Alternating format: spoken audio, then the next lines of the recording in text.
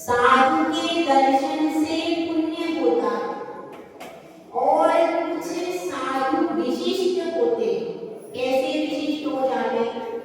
जिनका संबंध किसी भी पंच परमेष्ठी के परिवार से होता है, ऐसे साधु विशिष्ट हो जाते। क्योंकि तीर्थंकर भगवान तो विशिष्ट होते होते, उनके साथ में उनके माता पिता भी विशिष्ट हो जाते हैं। उनकी संगति से वे माता पिता भी विशेष हो जाते हैं और वे भी तीन भव का उल्लंघन कभी भी नहीं करते।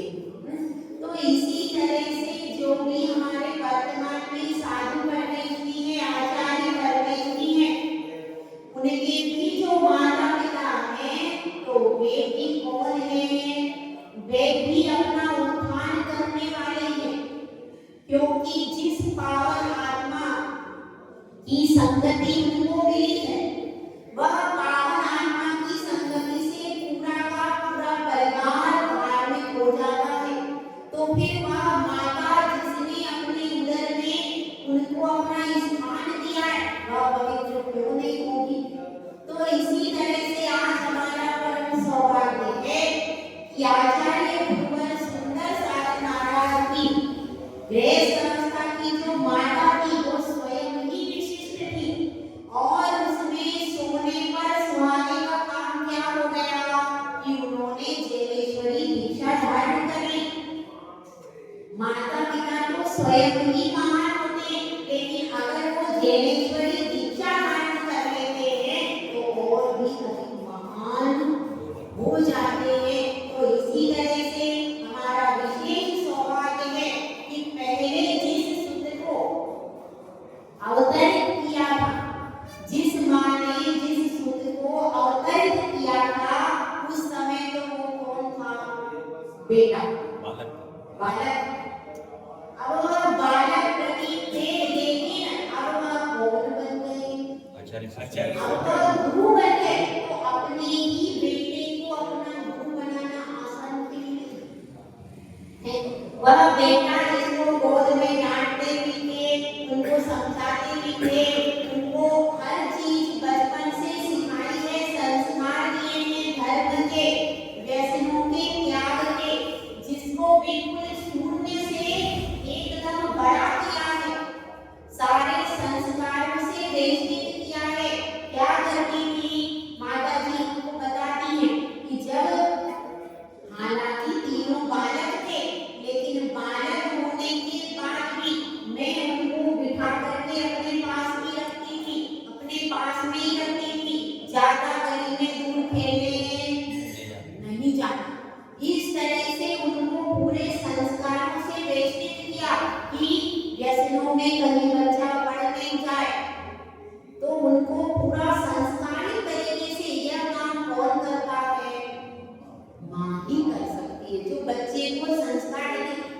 उन्होंने जन्म से लेकर 18 वर्ष तक ऐसे संस्कार दिए जिससे वह बच्चा कोई भी व्यसन को छू भी नहीं पाया, 5 पापों में संलग्न नहीं हो पाया। यदि माँ संस्कार नहीं देती तो क्या होगा? और वह बच्चे को संभालना आजकल बहुत ज्यादा कठिन है।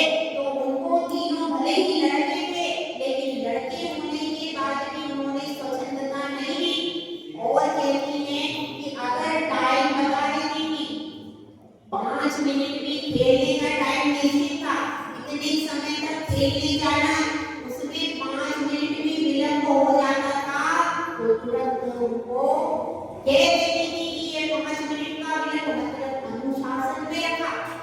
यह माता का अनुशासन में जो रह गया है वो बाद में जीव शासन के अनुशासन में भी रह सकता है। जो माता पिता के अनुशासन में बालक नहीं रह सकता वो जीव शासन के अनुशासन में कभी भी। तो इन्होंने बचपन से अनुशासन किया, टाइम से स्कूल जाना है, टाइम से ये काम करना है, पूरा उनका टाइम टेबल व्यवस्थित किया और उनको कभी भी कुसंगति में पड़ने, जो करना है, कहाँ जा रहे हो, क्या कर रहे हो, क्या सारी चीजों की A to Z, भले ही वो लड़के, अपन क्या करते हैं, लड़का है तो कोई बात नहीं है, लेकिन ऐसा नहीं, वे भले ही बालक थे, लेकिन बालक होने के बाद भी माँ ने कड़े अनुशासन में रखा और कड़े अनुशासन में ही बालक निकल करके आता है। तो वही है उनका अनुशासन कि उनके तीनों जो सुपुत्र हैं बिल्कुल व्यसनों से कोसों दूर है, परोपकार की भावना से भरपूर है और आज भी जिन घरों में लगे हुए तो ये सब किसकी देन है? माँ की देन। सप्त व्यसनों से बचाया, उनको संस्कारों में लगाया और अनुशासन में रहना कैसे है यह सारा सिखाया। और ऐसा नहीं आप कहीं गए हो तो पूरा वर्णन लिख करके माता को बताना पड़ेगा कि हम कहाँ जा रहे हैं, हम किसके पास जा रहे हैं, हम क्या करें, पूरा ब्यौरा उनको देना जरूरी था। तो ऐसे अनुशासन में उन्होंने बांध के रखा तो वह आज जीव शासन की बागडोर को संभालने में सक्षम हुए। इसीलिए वे माता पिता विशिष्ट हैं। और उसके बाद वह तो बालक थे जिनको गोद से एक-एक चीज सिखाई है उन्होंने, खिलाने पिलाने से लेकर एक-एक चीज।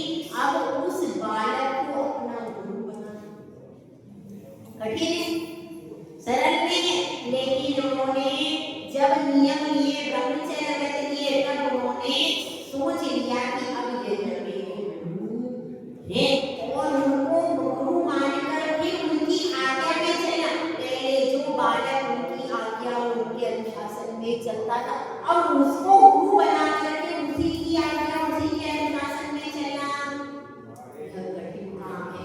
लेकिन यह कठिन काम भी माता सुधन्यवती माता जी ने करके दिखा दिया है कि वह बिल्कुल गुरु की आज्ञा में चल के उनको गुरु बना लिया। मतलब अब वह पर्याय छूट गई। जो एक बेटे के प्रति माँ का लाड़ था, उनका अनुशासन था, वह पर्याय अब विलीन हो गई। अगर नई पर्याय भी है, जिस पर्याय में भी पहले उन्होंने अपने बालक का नाम प्रदीप रखा है, वो माँ का अधिकार था, उसी माँ के बेटे ने गुरु बन के उनका नाम रखा सुधन्यवती माता जी। तो उन्होंने इनका नाम रखा। तो अब पहले माँ ने बेटे का नामकरण किया, माता पिता ने, अब बेटे ने गुरु बन करके माँ का नामकरण किया। तो यह कितना परिवर्तन, इस परिवर्तन में भी सहज रहना यह कोई सरल बात नहीं है। तो ऐसी सुधन्यवती माता जी हैं कि जिन्होंने अपने बेटे को अपना गुरु बना करके और अब उनकी आज्ञा का पालन कर रही हैं और जीव शासन में अनुशासन पूर्वक यहाँ पर रह रही। उनकी बहुत सारी विशेषताएं नाटक में आपने सब कुछ देखा ही है, फिर भी और भी कई विशेषताएं जो कि देखो पूरे गुणों का वर्णन तो कोई भी करने में समर्थ नहीं है। अनुशासन में स्वयं में भी है, आचार्य श्री के संग में अगर टाइम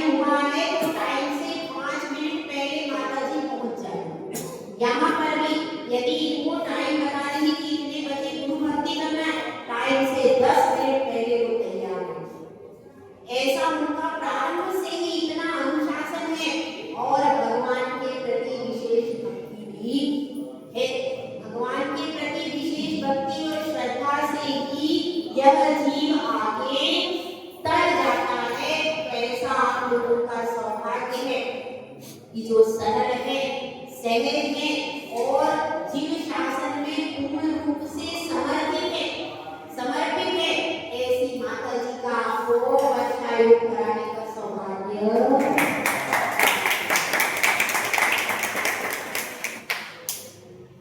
तो ऐसा आपको सौभाग्य प्राप्त हुआ है, तो इसलिए हम क्या करेंगे, हम भी ऐसा ही सोचे कि हमारा भी जो पुत्र है वह अगर जन शासन के मार्ग में आगे बढ़े तो हम इसको और आगे बढ़ाने की तैयारी बढ़ रहा है तो और आगे बढ़े, क्योंकि एक बेटा आगे बढ़ता है उसके निमित्त से पूरा गांव पूरा देश आगे बढ़ता है, सब गणतंत्र के मार्ग पर आगे बढ़ते हैं।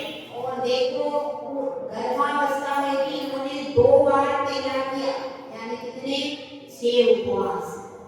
यह भी कोई साधारण बात नहीं, आजकल तो बेड रेस्ट हो जाता है और पूरे घर का काम किया, मशीन भी चलाई है, पूरे घर का काम भी किया, परिस्थिति भी इतनी अच्छी नहीं थी कि नौकर चाकर रख सकते, तो उस अवस्था में भी बिल्कुल अलर्ट रहे।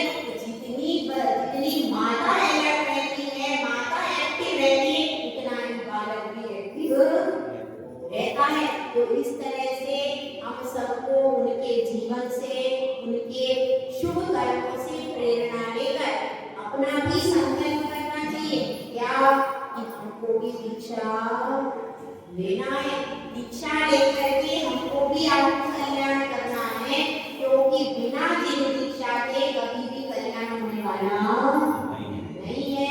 जय बोला, जय सुंदर सागर प्रभु ज्ञान से माता की जय।